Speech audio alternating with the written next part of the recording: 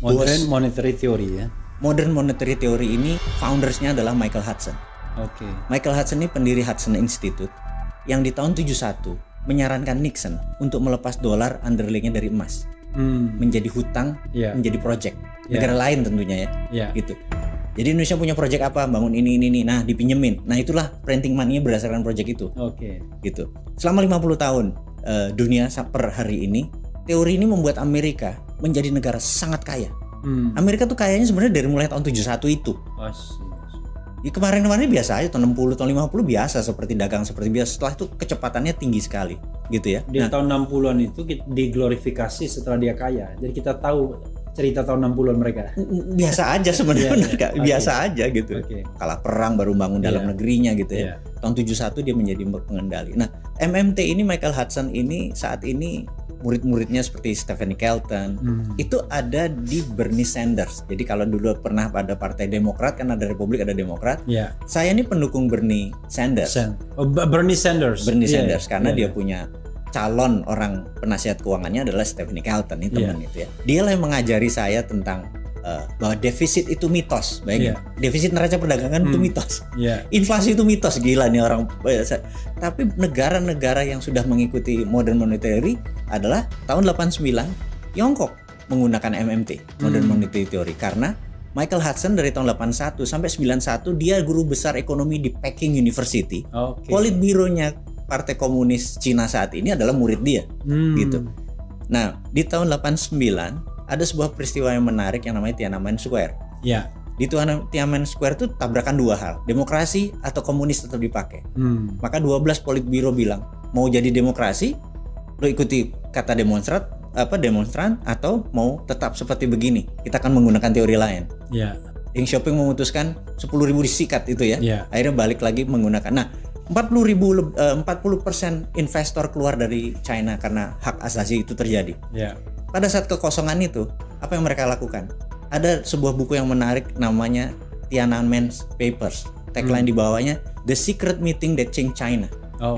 Mereka merubah. Akhirnya mereka menggunakan dua currency, yuan untuk internasional pakai dolar, renminbi di lokal berdasarkan project. Karena itu dia bisa membangun gila-gilaan, tapi renminbi cuma diputar di dalam negeri doang gitu ya. Luar negerinya yuan pakai dolar, benar-benar. Itu yang mereka bangun. Toto 2008, China udah segitu gede gitu ya.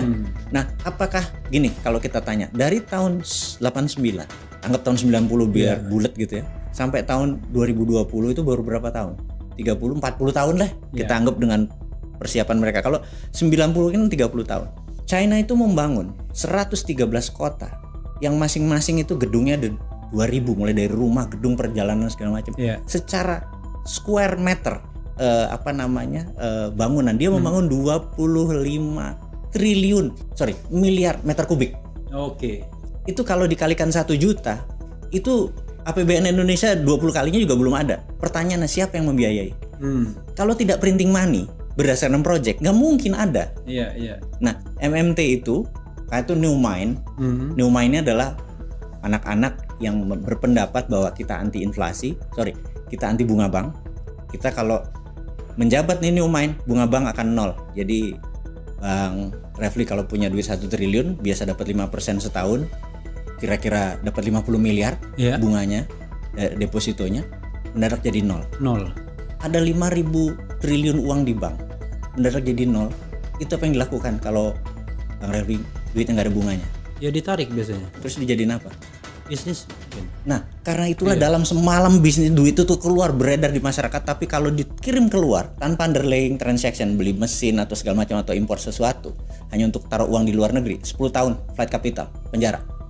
Kita buat peraturan itu. Nah, baru kita melakukan ini semua. Ekonomi tumbuh dari kekuatan kita semua. Nah, hal-hal seperti inilah yang kenapa sih mesti ngutang? Kita ini bukan anti utang, kita anti utang yang nggak produktif. Jadi saya dengar juga ya soal 0% itu negara-negara maju ada yang menerapkan itu ya? Ada yang minus. Maksudnya masukin uang ke bank. Bukannya dapat bunga tapi bayar. Di Israel begitu, di Jepang begitu. Namanya negative interest. Udah biasa kok itu negative interest. Jangankan 0, negatif. Jadi disinsentif orang mau taruh duit, menikmati hidup gitu ya. Di Jepang kalau nggak digituin, digituin aja orang masih naruh kok karena kuat nabungnya. Karena itu di Jepang kan deflasi bukan inflasi kan. Dia pengen inflasi, Jepang tuh pengen inflasi. Karena duitnya muter kan kalau inflasi, kalau deflasi duitnya diam. Nah, itu dikasih, bayangin kalau naruh duit harus bayar, ya ekonomi keluar kan akhirnya 1 triliun duitmu. Itu jadi pabrik, jadi gedung, jadi tanah, jadi semua jadi bisnis bergerak, jadi gairah. Ini yang harus kita stimulus gitu. Nah, saya lihat kebijakan bilang soal juga ya, pernah dibilang Ihsanuddin Nursi soal tiba-tiba dia mengaitkannya dengan ekonomi syariah yang anti bunga dan lain sebagainya. Mungkin jangan korelasinya bisa ke sana juga. Nggak tahu siapa yang duluan nih ngomong. Gitu ya. Tapi jelas MMT adalah begitu. Modern monetary theory adalah begitu basic-basicnya. Jadi kita nggak pakai bunga deposito. Terus kita pakai printing money berdasarkan project. Jadi bukan berdasarkan untuk create demand, tapi create supply. Jadi produksi basisnya, bukan untuk spending gitu ya. Jadi bukan kita kapitalisme semu. Kalau dulu kan ersat kapitalisme dibilang. Kita komprador aja kita, cuman jual barang doang, kemudian kita produksinya kita naikin gitu kan. Nah, tadi memanfaatkan selat, terus membangun kawasan ekonomi khusus. Jadi uang beredarnya di mana? Di kawasan ekonomi khususnya kayak gitu, seperti itulah.